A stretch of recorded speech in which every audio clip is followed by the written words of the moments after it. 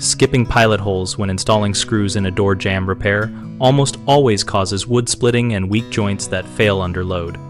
When you install screws without pilot holes, you concentrate stress at the screw entry, which forces wood fibers apart and creates splits that propagate when the door is used. Use a drill bit that matches the screw core diameter so the threads have wood to bite into while the shank passes cleanly. Test fit by inserting the screw into the drilled hole by hand first. Drill perpendicular to the surface to keep the screw straight and prevent angled loads that can pry the jamb loose. If the jamb is already misaligned, clamp it in place before drilling.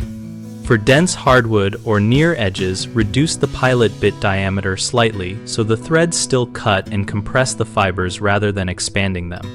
Countersink shallowly when the screw head needs to sit flush, but do not over countersink, which weakens the face grain. Work deliberately with steady pressure rather than high-speed drilling, and stop if you feel resistance that indicates the bit is wandering.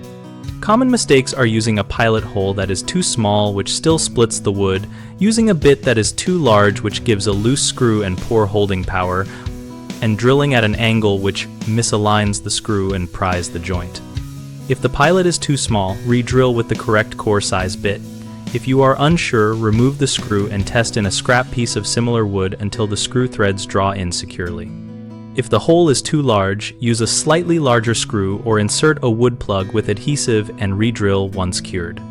If the screw went in at an angle, back it out, straighten the hole by re-drilling on the correct axis, and reinstall with steady alignment or shift to the adjacent solid grain for better purchase. At bighomeprojects.com, we connect homeowners and contractors around projects like door jamb repair and screw installation so we can find local help or offer local services. We host a discussion community where we share real-world tips, ask questions, and learn from each other to avoid common mistakes and get repairs done right.